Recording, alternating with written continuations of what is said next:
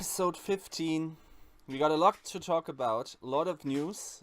It's still sort of the calm before the storm, right? Is this period we're in? Like pre-OWL, Not in Korea. pre-major. Not in Korea? Nope. I mean, I would say not in Texas, like that is post-hurricane. No, but we obviously had some interesting news about all kinds of different tournaments all around the world, and yeah, it's a strange situation where I guess a lot of obstacles need to be overcome in order to make this thing work for OWL. So let's get into this APAC thing, right? So APAC, let's remember what APAC was last year, right? APAC was a tournament where sort of really solid teams were invited to, right? If you're remembering correctly. And to the surprise of everyone, a Western team took it. It was Rogue back then. Yeah, I think it was Rogue, NRG, and Reunited. Yes, Reunited, I think. Yeah, Reunited at the time, yes.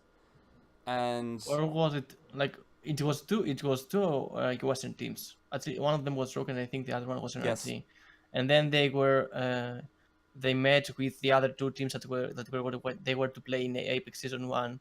That was probably they were Envious and NRG, because Envious didn't participate in the APAC back then.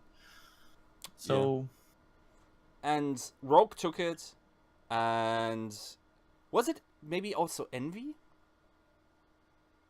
Oh, Envious wasn't in the tournament. Okay. It was Rogue versus Lunatica in the grand finals. It was like this, like 4 teams from the West went over to compete in Asia.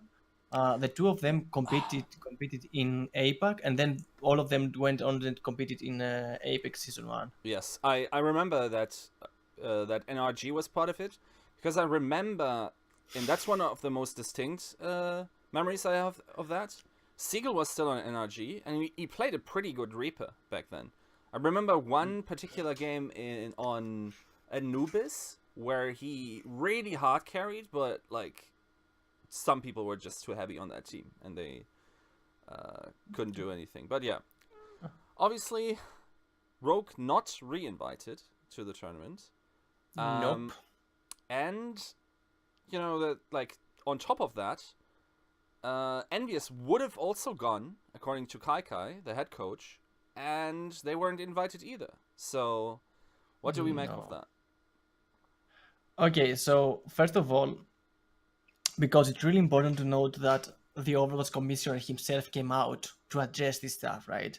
It wasn't Banana Culture, it wasn't anyone from the usual organizers that you expect to come out and talk about this stuff. It was the Overwatch commissioner himself that came out, and in a post on Reddit he talked about there were conflicts with the schedule of teams from participating in OWL that they wanted to avoid. There were other aspects like schedule with conflicts with the Overwatch World Cup, and the last reason he mentions is like there were precedents of bad behavior on foreign soils, right? And in order to avoid that, they avoided inviting the players who either did it or the teams that had the players who misbehaved.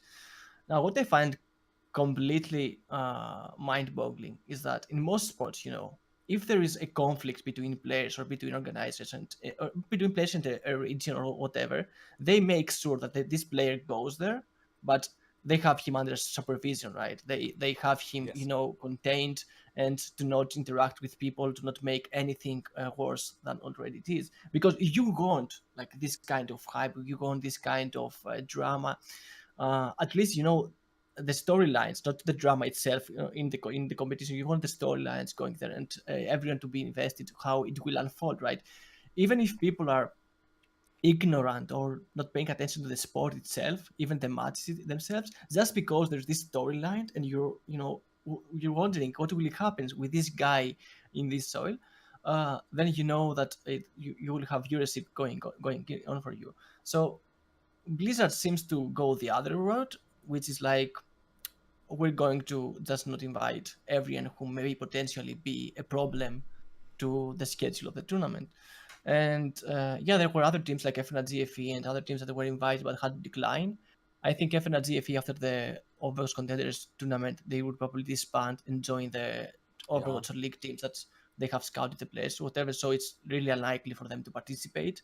I mean, But in essence, I'm already kind of surprised that Envision will be going there, right?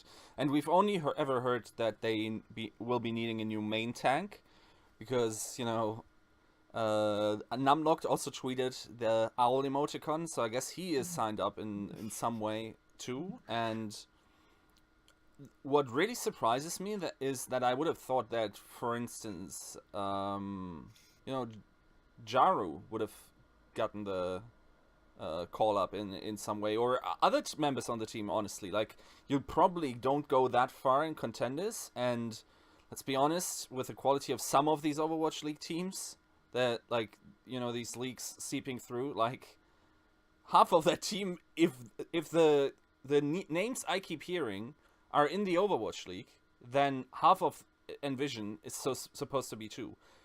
Needless to say that Numlocked probably isn't the best player on Envision either. So it's a strange situation for the most part. yeah, but again, you need to take into account what kind of role the teams are looking for. Like, maybe he's not the best player on Envision, but he's the best player for his role, like for the main tank, Winston, and Sure. he has a quite good Reinhardt as well. Like, even from the Overwatch Open days when he was playing for, was it Team Dignitas at the time he was playing for? I think he Yes. started from Team Dignitas and then he moved on to NRG and then he moved on Yes. to Creation, now. Dignitas, NRG. Yeah. So maybe that's the reason why they want him on their team, basically for the main tank position, because main tank wise in the West there are not so many great tanks play, right?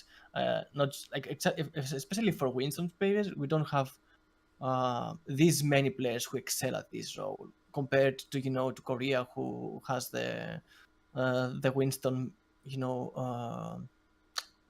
what do we say, like a pioneer, Miro, with the Winston God, and then you have all the demigods around him. You have they have been traditionally good on Winston. So I think, though, that Envision is a solid choice to go into APAC representing North America. The issue is why don't we have a European team? And I think That, yeah. up to a point is because European teams right now do not have orgs behind them, to arrange for the transportation and take care of some aspects of the tournament. It was the case even back when NRG was preferred to go into Apex Season 3 instead of Rogue, because they had the organization or other things figured out, and therefore, not again, instead of Rogue, instead of Selfless. It was like Selfless needs to go to Apex, but Selfless as an org wasn't really that big so as to arrange and take care of this travel. So maybe this is the reason for Europe that they're not invited, because many teams in Europe, for example, right now won't disband and join all teams. Like, there are other things in place that are going to prevent that, in a sense. So, like, the different reasons he mentions. For one, I could see him, like, arguing that Overwatch League teams wouldn't send their team there as to not disadvantage themselves, because that somehow also seems to be a factor, for Luxury Watch Blue, who've been pulled out of Apex for unknown reasons. So to have your roster then so quickly, at least before the start of the show matches, play something else, like, not even as part of Blizzard's decisions making, but like the teams, yeah, there is a threat that maybe the teams communicated that they wouldn't go. At the same time, Envious clearly said they would, so why are you not sending them there? The second Because of Foul. because of OWL, and the second reason, obviously, because of Overwatch World Cup. So Chips Hine is on Team Sweden, right? Harry Hook is on Team Spain. Is anyone else? Team Spain is in the playoffs? I don't remember. Okay. Yeah, I think so. Okay. Aren't they? I don't remember. Oh yeah, neither. But still, like at least you have one player. Let me tell you. Obviously, I don't have connections to, for instance, the Korean roster, and I can't say how seriously they take this. And I haven't asked the Swedish team, but a sizable amount of these teams won't give a hoot about Overwatch World Cup, won't be practicing for it, will be caught up in team scrims, will be caught up in defending their starting spot for their OWL team. Are we seriously going to... At this point, I refuse to believe... Okay, let me discharge that argument. I don't understand how you can say that this is to ensure the quality of the Overwatch World Cup broadcast or tournament, and not the appearance of the broadcast that people are taking it seriously. Because they aren't. They simply aren't going to. Best example, France, like, Rogue, it won't be a thing anymore. We, like, these things on Ultimate Advantage, and obviously, like, we knew this before, ever since Rogue hasn't been let into the Overwatch League, that team being signed as a unit after their performance in contenders was going to be a hard task. But now they're like, they seem to be scrimming on other teams.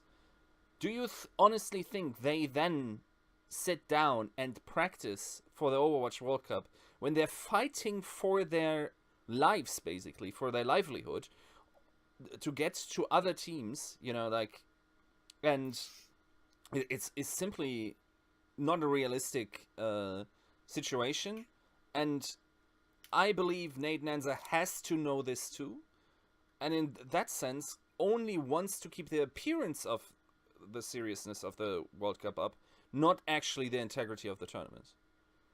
Like, right? Okay, I had another issue with the whole Nate Nanza with the statement where he says we're going to celebrate our players, and this has been a thing, a catchphrase of Blizzard for some time now.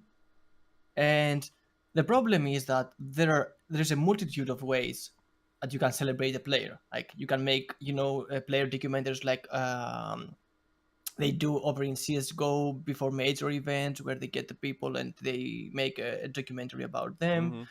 Or you put the players to do some activities during the tournaments or stuff like that, right?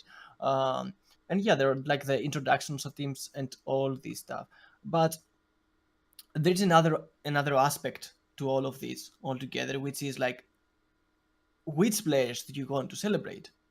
Because when you're like trying to make players look good without having the competition glory behind them, because you're not allowing them to get bathed in this glory, since you're not allowing them to play so many tournaments. Like, contenders right now has been again a testing ground, like arguably by many figures within contenders themselves. It wasn't even like from us, from our perception, due to camera works issues, or the analysis desk and the stats, whatever. It's from the people inside the production that, for example, Golden Boy came out and said that it was a testing ground just to get some talent to work in the scene or whatever. So you're making everything a test run up to OWL, right?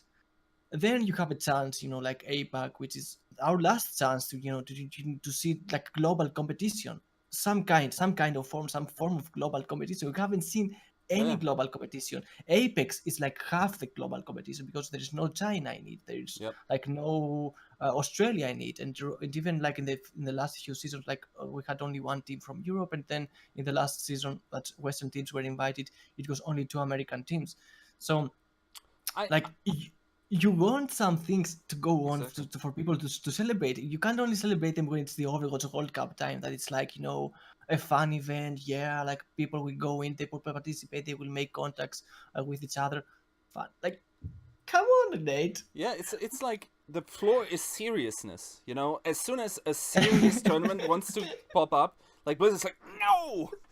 It's like they want to like up the value of Overwatch League by simply not having credible tournaments outside of it. And obviously, maybe that's not an intention of them, but this is what this scene currently is producing. Because, like, neither Contenders has been, like, the cutting edge of, like, hardcore competitive integrity. And by destroying, with these rulings, APAC 2, and, like, don't get me started on this whole we don't re-invite people based on attitude things, right? Okay, so here's the thing. If this is about Rogue, and it might not be, because, yes, there definitely happened, like, Westerners misbehaved outside the West in tournaments for in a magnitude of where I would say, yes, this is justified. But if this is about Rogue actually misbehaving, and, there was this Wins incident with Banana Culture and how he misbehaved, or that would be ridiculous, because I have it in good conscience, nobody ever from Blizzard got Wins side of the story at all. They took it as gospel from Banana Culture, didn't think of it about it at all. Obviously, yes, maybe it's not about that, but it's very curious that they would then bring this up if it is about APAC again. If it is obviously about the question, why is Rogue not going the defending champions? Why is Envy not going the currently one of the best teams in the West, right? I don't know about Misfits. Maybe Misfits declined as well. I don't think we have heard anything of that. But, like, what's this wee woo, like, behavior police? What the fuck? I don't know. And the thing is, like, they didn't say anything at the time of the event, right? They didn't make any statements. They didn't issue any warnings. They didn't make any public statements like to everyone, include like, okay, this is our show. We're going to run with some guidelines and in place and a certain way, and therefore for future events, anyone who doesn't cooperate or whatever makes a problem, he will not be re-invited to events. And again, keep in mind that this tournament goes for Overwatch World Cup. APAC is another thing altogether, right? Like last year that Rogue went into APAC, there was nothing. There was no problem. Like so, I wouldn't even confuse the two things. That's why I find all this Nate intervention in this matter to be like, so is Blizzard running the show right now for APAC as well? So is every tournament in the world is going to be run by Blizzard? And there are other aspects, like for example, if we move over to contender side of things, right now in the playoffs, Tony has an issue with his visa. He can't get a visa to get to America to play the European finals, right? So you're making a tournament, you break it into two branches, right? You have the European and then the North American one, and these are two separate tournaments. Actually, it's just the same production, and in the end, you go on, and I mean, we discussed it in another episode. I think before a break, that I expect there will be two different finals in two different places, one for Europe, one for NA. And one of the reasons was that you avoid such issues like visa issues by having it on European soil. And at the same time, if you want max engagement from the European audience, like it's much easier for me to fly to Germany and watch these finals, between the top teams, than me flying over to America to watch these finals. So you also make this kind of problem rise up for your tournament, and this will also move and transfer over to Overwatch League, because the first season will everything be played in LA. So you will have players for 1 year at least, right? The first season will be like 6 months long, 7 months long, something like that. So you will have players that will have, I don't know, like what's the visa duration or stuff like that, but I don't know, right?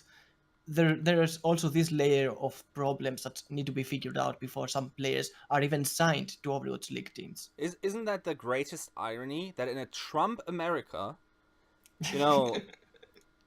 a Russian player can't enter the US to play the European finals, but instead a Mexican player will replace him in Nomi. I was promised a wall. Mr. Trump, please deliver. Like, what's going on? This is such backwards, such a backwards situation, and it's obviously.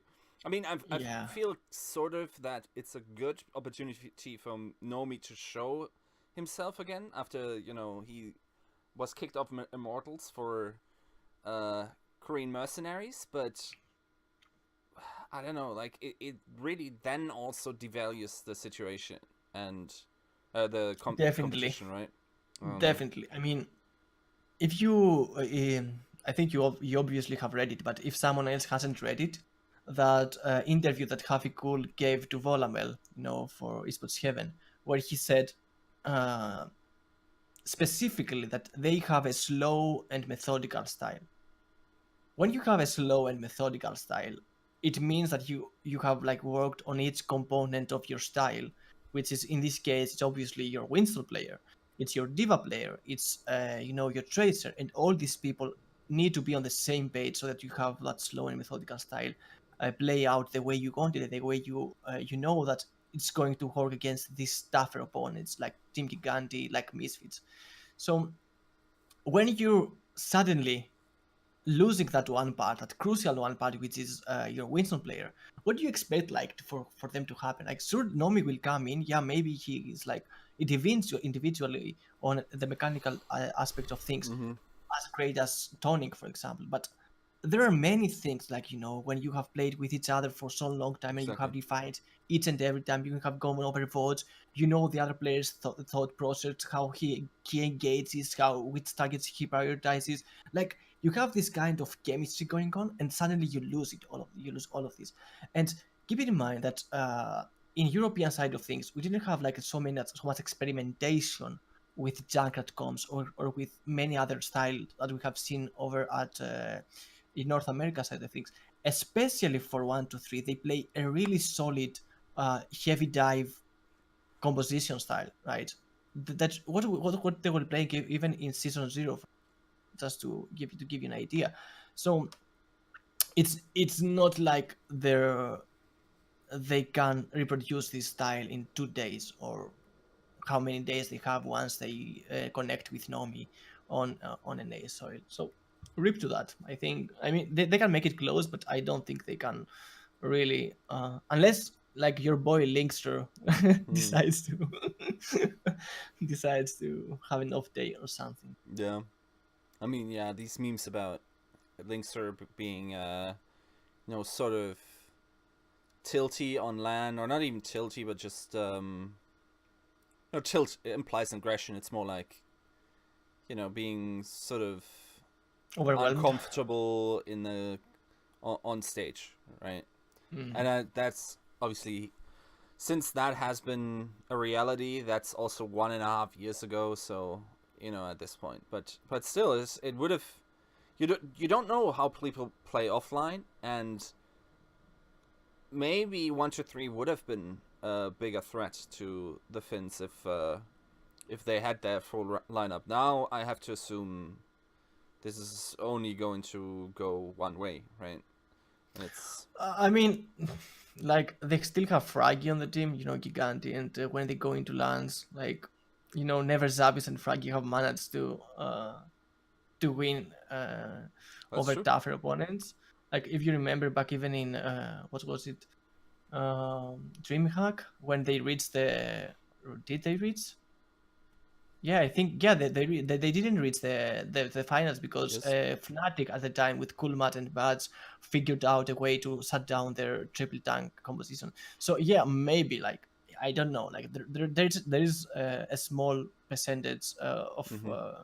of hope for 1-2-3, but it has been really narrowed down by the addition of Davin, of other players. But Mm-hmm. yeah, they don't have on land performance, but you don't know like how much they will perform, and you need to go at your highest level, at your best. Like you definitely don't need to go with second thoughts, with so now we have to readjust our style, and like things like that shouldn't happen, especially when you're talking about a European competition that has to move over to America. And that you have Russian players on teams, and you know that there will be problems with visas and such stuff. Mm-hmm. So Yeah, it's like at this point, it's again feels a little like Contenders is sort of like the stepchild. I understand wanting to test the venue, but at the same time, you could have easily done that with the American North American side, right? And then could have hosted it in the EU. And at the same time, I really wonder if this is going to have any impact on the time zones that Europeans get to watch their games, which is a concept I don't even really agree with, right? Like, because I'm European, I'm then watching European games more. I mean, on average, yeah, but like for the most part, I think NA has been the more interesting competition this Contenders, and I don't know. It's just we will see how it will go, right? So I think the times will be the same as before. If I remember correctly, I think it's like 8 o'clock, starting at 8 o'clock with Europe, and then moving on will to it be 12 back to o'clock. back? Yeah, like on October 8th, on Saturday they're going to play all of the semifinals back to back. Yeah. The two European ones and the two American ones afterwards, and then on Sunday it's going to be the finals. Not back to back because the finals for Europe will be played at like let's say 6 o'clock London time, and then the finals for North America will be played 10 o'clock, 10:30 London time. So Does it not it's feel weird that we are having a league that runs a full round robin system, then sends people to LAN, and gives like has a system that it makes it possible, or will actually make it so, that two of these teams for each region play one best of five, or and then possibly, they're out. and then you're out. You flew literally half the world, and then you're sitting there, I right? mean, I don't think anyone in their situation will ever complain because they get to. I mean, everything is paid by Blizzard. They get to talk to with other players. They will get to do some sightseeing while during their stay, especially when they don't have to prepare for the finals. Um, but again, that's why I also thought like you have so many issues that you could have easily solved by hosting the competition in Europe. It's just moving over talent, right? It just move over the talent. Another thing that maybe is the reason why they do that is because they also want to test the production, the new spectator system, maybe before they really Mm-hmm. showcase it in Overwatch World Cup, maybe like a very basic test run. uh, I'm not 100% vested on that because like it's Blizzard, they always want to keep it for the final moment, and then like major problems occur, and well, that happened. Uh, so I don't know. Like I think they should have handled it a little differently, especially for Europe's side of things. Like they should have known. I mean, what do you expect? Like a Russian to easily get a visa in 3 days for America? Like in what world are we living on? Like, and you see that tweet of his. He moved. He relocated to Ukraine because they have a faster visa process to get into America because of all the things going on there. So like why would you force anyone to go through this process and then get his visa denied and he has to go to travel back? Like are you going to cover even his expenses for this attempt of his? Like I don't know. There's so many uh, problems that could have been evaded if Blizzard was to handle things differently. Mm-hmm. And I think that's the same goes with other things in the Overwatch system altogether with what Blizzard does. Like even the Overwatch League, for example, if we were going to talk about this test run that everyone brings up time and tide again, that's going to be the season one of the Overwatch League. Come on, man! Like Yeah. it's not going to be a test run. All what we ask is to put competitive integrity as the first priority, and then you can make your paper, boo. I don't care. Like, make money, do all the stuff that allows you to do that.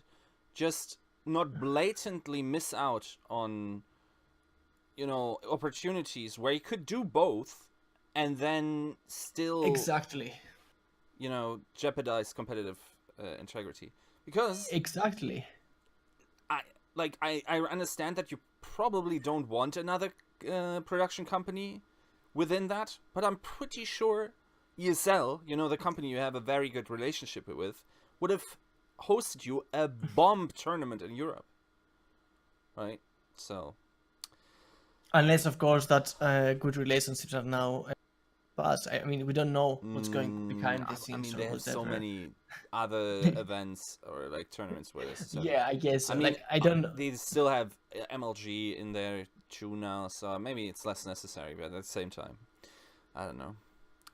It feels it's sort of sad, because also the next topic is going to also be like a thing that Blizzard missed, but it feels like we're wrecking on Blizzard when that's just a bad week for Blizzard, honestly. And I do feel, for instance, I don't know if you saw that Jeff Kaplan blue post where he mentioned that Yep. they all work overtime and everything. Yes, like I wouldn't even say that the people that we directly address, for instance Nate Nanza, is to be blamed for these issues. Maybe there are higher ups saying, yeah, this is not how it's going to To work because this is not economically feasible, or this is not brand building, or our bigger partners in the Overwatch League don't want that, or there's I would never dream of stating that someone doesn't have the burning passion for competitiveness if there's a higher up that could have possibly delegated this, and I don't want to burn them for that. But okay, so for the next point, right? I guess at first it is sort of nice that instead of losing a player, Envy is gaining a player, and it's also a pretty good player, a pretty let's say a player with a lot of following. And that said, so Seagull joining up with Envy, I think most people that sort of are in the know knew this before, which is strange in the light of this tweet by Jacob, and he's the coach for FNRGFE. Analyst, yeah. And Analyst mostly. Currently a coach slash analyst for FNRG, whatever. Same difference really in Overwatch as well. Like if you read the applications. Anyway, like, so Seagull not being listed on Envy's contenders roster until today, over a full week after roster lock, is a huge letdown by Blizzard. And obviously, for the most part, it was sort of the rule on contenders that if the player didn't show up by Wednesday on the contender side, he wasn't going to be eligible to play in contenders. And obviously that rule was sort of used quite often, as in completely roster changes, or Cloud9 famously. And then there was a roster lock, right? Like they imposed a roster lock for the last 2 weeks, was it? Yeah, it wasn't really a roster lock. It's just that a player that had played in the tournament before on any other team couldn't move to another team in the tournament. Right? That only started at that time, at that specific time, or was it from the beginning of the competition already? So, for example, Sinatra moving, having played on Cloud9 and then going off the roster. After week 4, he couldn't be signed by any other team for the remaining of the contenders. I mean, that should be the case anyway. This should be the case from day one, right? You can't just if I'm NRG, I have a roster, I have infinite money. I just go, oh, we bumped out, we last place. I guess we're buying Envision now. And then we put, oh, we're better again. Let's buy Envy or something. Obviously, it's not feasible, but right, that shouldn't be part of the rules. Like, a player should only ever be allowed to play for one team in one competition. If you don't think your tournament as a testing ground, yeah. But if you think it as a testing ground, then you're just having like you allow players to expose themselves to the public and to possible scouts and everyone else. So, in a sense, this is what they try to do with contenders. They somehow lowered competitive integrity. What people tried, what the fans want, because the fans don't really want these arbitrary rules and um, these lucky things to happen or whatever that's out of the game things to constantly affect a team's performance and results. Because if, for example, Cloud9 had kept the previous roster, they would probably, next to Singularity and Bazooka Puppies at the bottom, right? They wouldn't have any chance of making into the playoffs. They made the changes necessary, and now we have the storyline of arguably the worst team in terms of finalists, or results wise, because the results on game modes are really bottom line, like nope. Yeah, it's fair. So yeah, I don't know, like, and then you have all of the thing about buyouts and trials in the middle of the tournament that with people that they had to cancel practice, so as they go on to do the trials for Overwatch League teams. It goes really a mess, like it was really a mess. And despite all that, like the audience, the fans, everyone is like vested in trying to see, is there any team Yep. in North America that can take Envy's spot at the top, or any team that can tackle Misfits in Europe. Like they still want to see some competition, and they still want to see the best of the competition right now. But like again, you see here that Blizzard had knew this for a week, Yes. and they made the change last moment, right? Exactly. And the mind-boggling thing is that I don't know if who is to blame for this. Right? I'm not the one to blame either Blizzard or whatever. But the mind-boggling thing is that the teams were to let know about these things from the official website. There was no other official link to Blizzard to inform them. This is the theme, by the way, with Blizzard. Like, some people didn't realized they weren't going to get an Overwatch League spot based on tweets. Just imagine that. You're trying to secure funding, talking to an investor, and then there's a tweet, at least from the player's perspective, where we're like, oh, I guess the organization we're playing for isn't going to be an Overwatch League. Right? That's... So, again, like, if there's any way to distillate like it to the core of the decisions making, like if we're talked about making the judgment call against competitive integrity and publicity, this again is a situation where obviously I guess Envy would have requested this not to show up on the website for good reason, because they want to release that information themselves to get as much publicity for their sponsors. And I totally accept that. At the same time, you have a decision to make. Either you tell the other team before, like 1.5 weeks, that they are going to encounter a very strong projectile player, right? Then you can prepare for that. Have competitive integrity intact there. They can practice, and then if you need to know the name, and I think you do, then you make sure that these players are NDA'd up, so they don't spill the beans about who they are going to be playing against. And then, like, this would have been the judgment call for competitive integrity here. And if it leaks, well, I guess at least you get compensated for these... For taking that sponsorship exposure away, right? So personally, I don't see any of these being enforced. Probably not. No, but not you can enforced. Strike the fire, the fear into the heart of these FNRGFE players. And I think if you ask them, would you rather have known and kept your mouth shut for maybe 5 days more, right? It's not like these players, like, that's another thing. like we knew that way in advance that this was going to happen. It's not like nobody knew in the scene and everyone's like, oh, really? Seagull is going to end? No, this was like already rumored in the scene for a while. So, I don't know.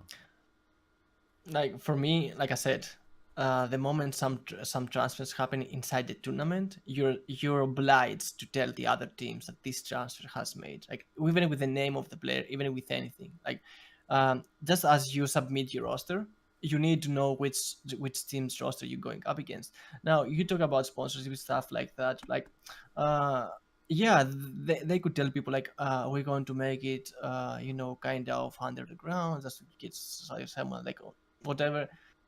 Yeah, you tell like the coach of the team, or you tell like one person on the team, and then he informs the team. Like you don't need to tell each and every player separately, like, okay guys, you're going to play against Seagull or whatever. But the thing is, you need to have an official way to speak to the players, that it's not the website. Because let's say the guy working for the website has to do a multitude of things, and one of them is just to update the team's rosters, and he just ignores it, like, or forgets it about. So like you don't leave these things up to this kind of situations, right? You just have an official that runs the tournament and is in contact a players of a players relation guy or gal or whatever, and he talks directly to the teams. Like I can't imagine any other thing. Like why would they need to watch the official page? Like are they each and every second above the official page and control fiving or pressing F5 constantly just to see if there's a change, and so they have to prepare? Because again, for me, it's not like an FNRGFE had a very solid chance, let's say 50-50 or 60-40 to take Envision, to take Envious Oh, yeah. on and win, That's also right? true, yeah. It's like, yeah, you can pinpoint some weaknesses from the match against Rogue, for example, on Numbang, that they died, or maybe you can refine your style on the control maps. Maybe it's Oasis this time, and yeah, you can have that projectile player that is going to upset Envious, because last time it was Lizang Tower, and Lizang Tower is a bit more it doesn't really need as much Yeah. fire as Oasis, for example. So yeah, you can make small adjustments that, yeah, they may play out or may play not, but it's not like you have a solid chance that you're going in to take on Envious and win 100% or 90 or 80 Mm-hmm. or whatever. It will still be very close, and you will still struggle a lot. The problem is that right now, because of the versatility of Envious throughout season 1, where they have played like 40 compositions with more than 2 minutes. Like when the average finalists, the other finalists have played around 25. You Mm-hmm. see, they have gone ham with changes and experimentation or whatever. Now you add Seagull in the mix with a good Pharah, with a good Genji, with other heroes or whatever. Okay, yeah, like it doesn't really matter for them. I mean, for FNRGFE, FNRGFE needs to stick to what they know, to their style, and if it works, like if they manage to upset Envious, good for them. Otherwise, I don't think they can even try to have like a counter strategy for Envious. Like Envious had 40 strategies going into this season. Like Yeah, yeah. it's not going to work like that. Yeah. I mean, that's the fortunate part for Blizzard. It's unlikely to matter, right? FNRGFE. I mean, if I skim through the people that are on this team, like a cool man would probably still, as in like a service to his teammates, would probably run full scrim blocks with the team, even though he knows he's not going to be with them in Overwatch League. Just as like one last hurrah, and or even to give some of his teammates a leg up in with a good performance in order to be signed at Overwatch League. So I don't know. It's at the same time, yeah. FNRGFE is very, very unlikely to make any dent. It's like, okay, so you have a very, very dominant Western team that is going to be improved because of a player, and they have huge LAN experience, so not even that factor will come into play. Yeah, that thing is 95% envious, if you ask me, right? So, yeah. If I say so myself, in percentages, which I like. I I mean, mean, what was your score? How did your regular season treat you? I think you ended third yes, third. behind Baroy and Sideshow. So you beat Yes, Eden, the one that yes, organized the whole thing. yes, Good yes. for you. But the regular season, right? There's still some possibilities. As soon as an upset happens, I might be back in the running because I went ham on the second prediction because we have conditional predictions, right? So you bet the first semifinal and then you bet all the other finals that can then take place, right? So yeah. Anyway, I mean, yeah. But at the same time, yes, it's very unlikely to matter, and I hope it's going to be at least a decent match where we actually get to see Seagull, and I would think that we do, especially. There's a possibility that these are going to be best of sevens, based on the schedule. all of them? Maybe, Semifinals maybe. and finals?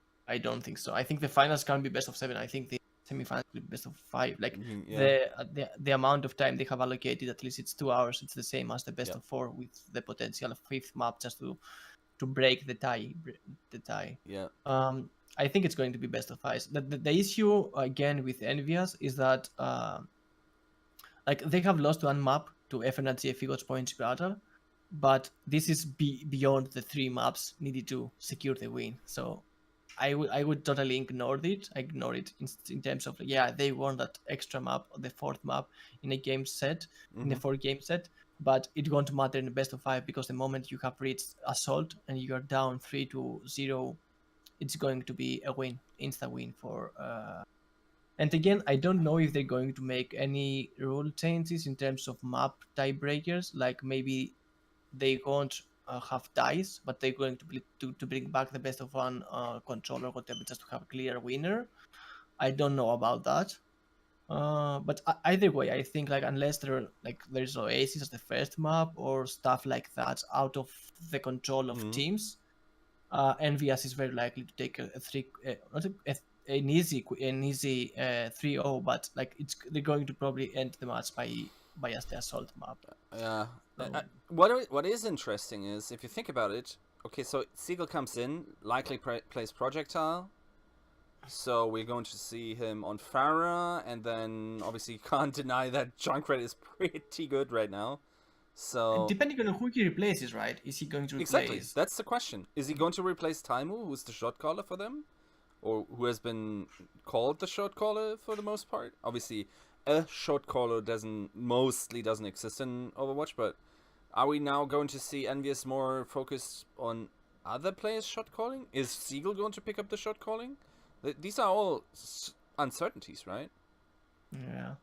Well, I think that at least for one map or whatever, they need to have time when Seagull, just because they're like TF2 players, they together, they have that picture with them or whatever, just for media and stuff like that.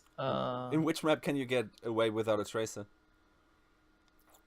Like, that's a tough one. Exactly. Exactly. I don't know if they have figured out something out other than what we know. Meta-wise, it's kinda still up in the air. Maybe Taimu is just going to play Tracer just for maximum meme value. I don't even think that's very unlikely. I think a little sad. We will see, like if it's 2-0 and it had been like ridiculous storms. Keep in mind you can change after every single map. You can change players back and forth in contenders. Maybe we will see some fan service.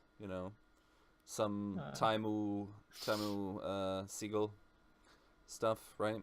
So yeah, I don't know. Like, there are so many scenarios, and this is where the mind games come into place for FNRGFE. Like, what is Envious going to do? So, if you try to overthink it, try, yeah, like I said, to find a counter or think like what are the possible scenarios, you will probably reach a dead end, and it's best if you stick to what you know, to what like to your own synergy and your own executions and performance, rather than worrying about what NVS is going to bring out, because like there's so many possibilities and scenarios right now, depending on who is the first control map, who loses the control map and who gets to choose the second map, and then if there is like a difference in terms of map tiebreakers or another rule or whatever, like all these things are going to mess your mind up if you overthink them. So I guess like just go in there, have the best showing you can get some exposure, have cool mat wear the flag again, like I don't know, like maybe get on the stage with a baby diva pistol, like Yeah, do Captain some fun America. stuff. Yeah. Yeah, do some fun stuff, and yeah, I mean, in the end it won't even matter because these teams are going to stay together, and that's another big thing. Like Yeah. all the results we have up until this point, they won't really matter because rip all the past histories, rip everything. Like even for team, not for Team Envious, but the fact that Team Envious won't really face the same opposition again, in a sense, it makes all their past results again like kind of meaningless because it's not going to be the FaZe clan, and FaZe clan would be even the Overwatch League in the first season at least. Mm-hmm. And I again, that's another thing we talked about in this podcast. Like we have talked about so many things in this podcast, and we were spot on. Like FaZe Clan won't be in the Overwatch League. Rogue will have it tough. The game format matters a lot. We talked about yeah, that's an episode preview. Basically, we talked about Koreans and the problems they face and how these things will probably come and haunt them in the future if they persist and Blizzard doesn't address them. And now we see all these Korean Germans stealing up against again this kind of with Cornbox disbanding, with the players over there, with the Korean fandom and whatever, with PUBG taking over, we see all this stuff going on again. So yeah, like since we have been spot on with so many things, I think again like it's just like in the end the Overwatch the finals, it's just an exhibition. So let's get the best of it Mm-hmm. out of it and move on to something else or Keep in whatever. Like, mind, it's really just a winded way to say Envious and Misfits will take the respective competitions fairly sure, and then we and look forward to that show match that we've been promised, right? yeah, but the so much again won't feature Envious versus Misfits. That's also another thing to talk about with you. That like they have an exhibition match, but it's with random players from whatever team. Like, why can't you make an I exhibition don't match between understand. the top two teams? Like, why is there such an anti-competitive, I don't know, like hype in terms of hardcore competition? Like, It's I can only imagine. I can really only imagine it is to make Overwatch League seem more hardcore competitive by comparison. Like if you devalue any other competition, then obviously your competition that you deem or set to be the premier competition will actually be the premier competition because you shot everyone else in the knee. And now you're the fastest runner at 250 kilograms body weight. but you have Misfits and Envious right there, right, for 2 days. Like, Yeah. and you have paid all their travel expenses, all their hotel accommodation. You have paid everything. Like, keep them for another day and have a show between them, like AU and NA. Like, the viewership for these things are like Yes. really high, and then you can have like a Seagull play or whatever. Like, have Misfits get a Even roster swap. Like, put Reinforce back in, like for example, just to make the memes. here's Roll. free. Like that. What you should be doing is be having that game at BlizzCon. You take the two winners, you fly them out to BlizzCon. They're likely even going to be complete Overwatch League teams with Misfits and That's Envious. true. And then you That's just true. have him play on stage at BlizzCon. You know, before the World Cup finals or something. Let me see.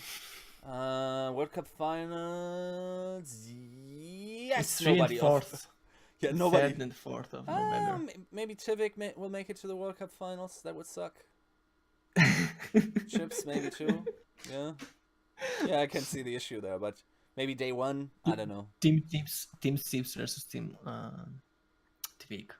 Yeah. And we're going to discuss the World Cups, the World Cup as it gets closer, Mm-hmm. because there's no point right now. But you have like this kind of sequence where you had the finals of contenders, right, leading to APAC, and then you have the Overwatch World Cup, and you could have like top competition in all of those events.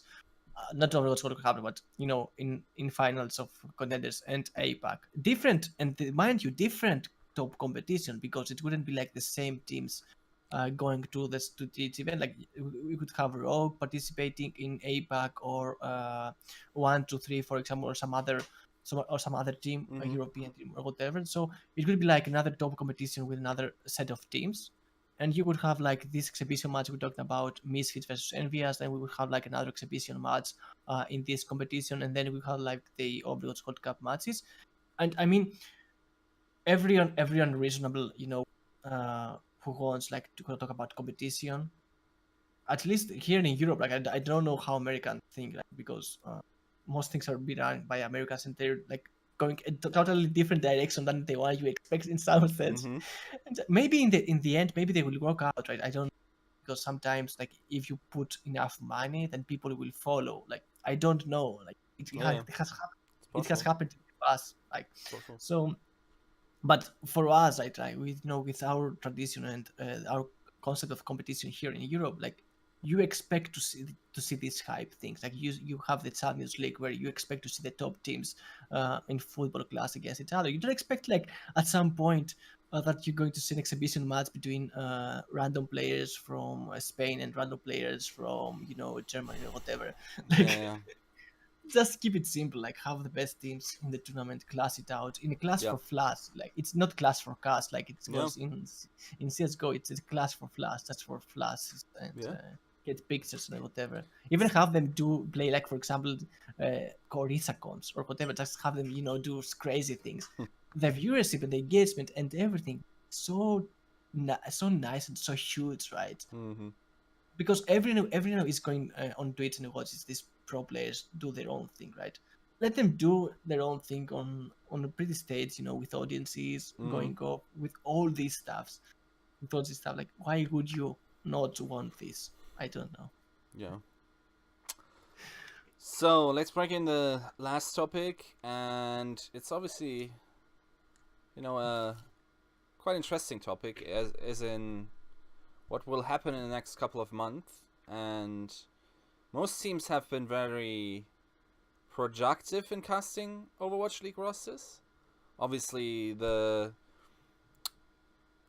Cloud9 buying the probably favorite to win the APAC season, I would say. We will see what that drama does to them, but I mean, as soon as someone looks like the best team in Korea, there's always, you can be sure that Korean fangirls will somehow find a way to just ruin the vibe in some way, right? So anyway, There is one man staying intact. He's pure. who's pure? Eska. Oh, Eska is lovely. He's a gentleman. He takes That's true. them out for a nice dinner with He truly is. flowers, brings them to the door, says good And then night he to the shows mother. and then he shows them that his tracer place, and they just nope. Anyway, that goes just to really, bring back to life a dead meme, because I think he's moved on to other heroes, and Yes. he's much better right now. Yes. So that was that. So let's. But yeah, indeed, you're going to talk about the buyouts, because we're talking about C9 Kongdu, and the thing that they decided to stick with C9. This was a post by C9 Jack on Reddit again, if you remember, where he said like, guys, it wasn't because of the buyouts, not because it wasn't because of to get European players, or because the buyouts for Koreans are low or whatever. It is simply because some people in the West have insane demands for buyouts and tryouts and whatever other outs they want to charge us, right? And we're not dumped, to waste so much money since we have such a huge buy-in to the Overwatch League, and we're not just giving money away. We need to keep. So, what do you make of that? Well, it was quite interesting to see that the buyouts supposedly are much higher than in the West, where I have to think, what did they pay for Kongdu, man? Like, obviously, okay, let's say this. After Lunatic High, they should probably be the second most expensive team in the league, because they should be fairly marketable, though not to that specific slot.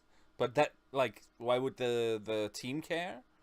And they've proven quality. They probably look like the best Overwatch League team in the world. And at the same time, they also deserve a payout, because they usually, don't earn that much. And then for Jake also to say that his team is probably the highest paid in the league makes me sort of, like, good on him. Like, supporting, like, putting money where his mouth is, and really, paying for talent. And it's unfortunate that the community reception was this way, even though I think if the league starts and everything, I think this won't matter at all. Like, okay, yes, region, like, location matters. It doesn't matter whatsoever for the best teams in the league. Like, nobody cares in PSG that there are very few French players on the PSG roster. Nobody cares about Man City. There's Rashford is like top 3 of shirts sold because he's English. Top 1 by a huge margin. Still Pogba. Still not relatable. Still pretty sick player on one of the leading teams. Obviously selling more shirts. So the lesson here is, like, people flock to talent. And you only have the chance to establish yourself as the Man Uniteds, as the Real Madrids, as the Barcelonas of the world at the beginning of the league. And if you then can, like, back to back get titles and win the league and establish yourself as the best organization in the world, this will ultimately vastly economically outpace like regionality factors over the long time. At least I would think so. Okay, let me stop you there. Like, we need our C9 means, right? And I don't want Kongdu to get this away from us, right? So we need at least 9 Kongdu. But what you're saying is, like, it's completely true, right? At some point, competition moves away from, the local heroes and stuff like that, and you want just to win. Like, at some point, you're just bored having local heroes get decimated time and time again to foreigners, for example, and you just join the foreigners hype train or whatever. But for traditional sports, this process has been, had started for its region for a long time ago, and therefore it wasn't really that they started with just foreigners. So they have a different culture altogether. But I think in esports, for example, that yeah, as long as you provide the results, and this is the big bet for C9 Kongdu right now, that as long as they provide the results, as long as they end like top 2, top 3, top 1, even better, that's all you need, right? To build the brand, to start rolling the fan base and whatever in London. My only problem right now is that it disjoins, right, for both Luxury Watch Blue and Kong to Panthera, like their Korean fan base somehow, like it is disjoined from rooting for them, and it will be, they will be disjoined for quite a while. Like, I'm not sure if by the end of season 1 teams are already ready to move to their stadiums, to their arenas, and everyone's ready to fly around the world to participate in matches all around the world.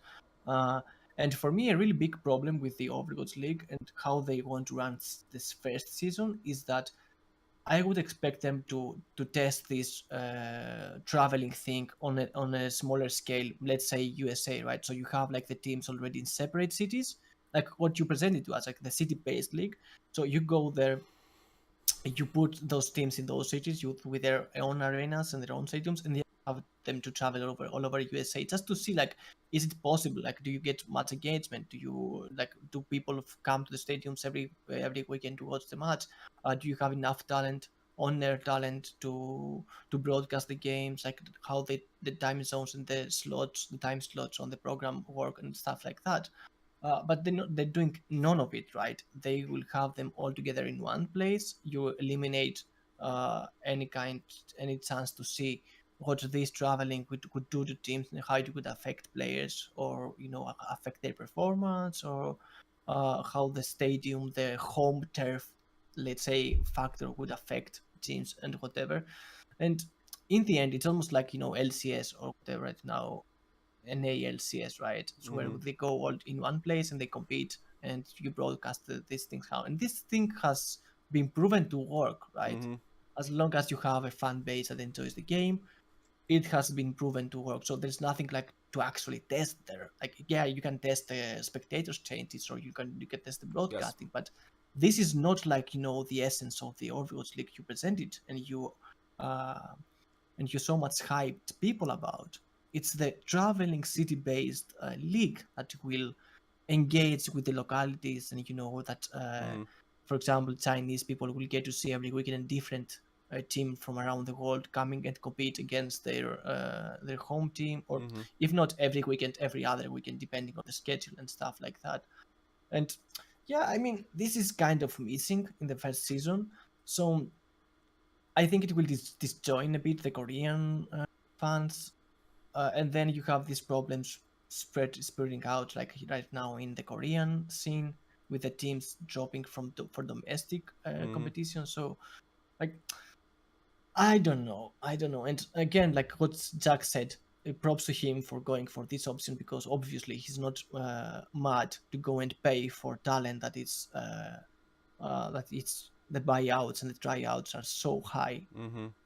And this is another thing that the Blizzard needs to look at, like how they can somehow shape the scene so that these situations won't really pop up in the future again. Because, like, going into from season 1 to season 2, and you need to make changes, where will you go for talent to? Mm-hmm. Yes. Like, aren't you going against the face clan teams or whatever, like the tier 2 season is, and you get people like, wouldn't the teams again reproduce the same situation? Like, you're going to try a member, pay. You're going to buy him out, pay. You're going to like have his business card, pay. Like, I don't know. Yeah. Yeah. So what's there to prevent I that? mean, I That's mean, what the only thing that you could feasibly do in order to incentivize this is have a bomb ass like tier 2 scene that incentivizes teams to be that feeder league. Like an Invision, for instance, could say, yeah, we're going to play only contenders, we're going to do very well there, we're going to develop talent, and then you pay us good money so we can sustain ourselves and make a little bit on the side, and then we keep up that rotation until eventually yeah. maybe we're a big enough organization that we might be considered for Overwatch League in the future. Even not, if not, like that's still a business model. At the same time, I've asked a little bit around. I've personally not talked to anyone that actually asked for tryouts. That doesn't mean that it didn't tryout fees. That doesn't mean that it didn't happen. I think so. That this isn't actually that outrageous to ask for from these organizations, because if you think about it, these people have built Overwatch League teams. They were at the mixer. They heard what Blizzard had to say. They then deemed it feasible to build a business model on that. They probably thought there would be much more tournaments than there were in the end. There weren't tournaments because Blizzard wouldn't allow them to be there. So, with all due respect, I think they have earned their rights to recuperate the investment losses they've made, and they, like, if that is through tryout fees, which is a little bit of a sad situation because it ultimately makes it much harder for these specific players to get tryouts.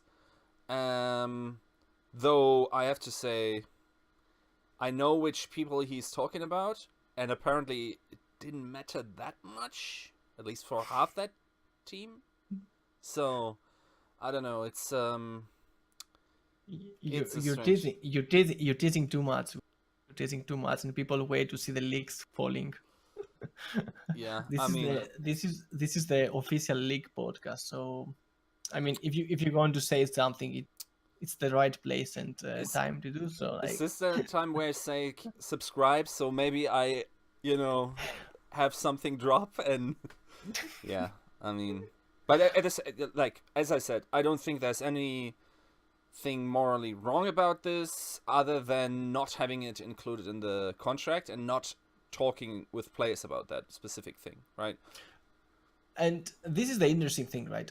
I partially agree with you that there's nothing unethical about it, and the thing, and why I partially agree, and the part I disagree with is that somehow I think that Blizzard should enforce like the way that these transactions should be made, right? I don't disagree with these transactions being made.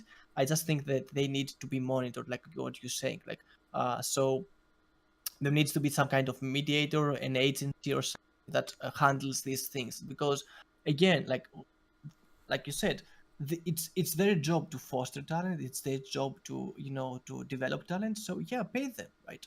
You want Mm-hmm. this player, pay him, but you need to have someone to supervise the transactions and all these things so that they don't don't go to the black market area where everything goes over the top and eventually you can't really approach some players and the players don't know about it and eventually they can't they can't break the contract or they can't let the contract expire and then don't reassign because if we're talking about players like rogues, for example, let's say they don't get signed to the first season of Overwatch League. It's a very possible scenario right now because the slots are limited. Organizations are already trying to form the rosters. Mm-hmm. The preseason starts on December. So let's say that rogue players do not get into contracts for the next 8 months, starting from November, let's say, all the way to July. They won't be able to participate in the Overwatch League, where the big money are, where the big money is. So, what is their alternative? Isn't it like resigning with Rogue and keeping at least a steady income? Doing their schedule, maybe participating in contenders or other tournaments or whatever. So again, by the end, you reach the situation where you need to sign the new players or new investors come in, get slots, and you have more player slots available. These players will again be in the same situation. So, I mean, at some point, you need to make sure that the contracts, the tier two contracts expire at the same date, maybe as the Overwatch League contracts or something like that. So there is this kind of window where players can be signed, can be trialed, and for the remainder of the scene, for example, that's or whatever, you have like this kind of contracts for them to with orgs, with tier Mm-hmm. two orgs that can sustain themselves. Yeah. Something like that, maybe. I don't know like how it could happen. Like I don't know the legalities and the business model right now and all, but Yeah. it's things that one should consider, right? It's not something that I think Blizzard has figured out, or that they should really pay no attention to, that it will solve itself in Yeah. this in a sense or Let me something. say that a lot can be done by just having lawyer representation across the scene, like much more accessible to these players, because a lot of these issues are actually being brought on by players signing the most insane contracts to their disadvantage. Like it's actually unbelievable that you like I could probably, I don't know, sell them like a refrigerator behind, like on the North Pole. Like it's actually I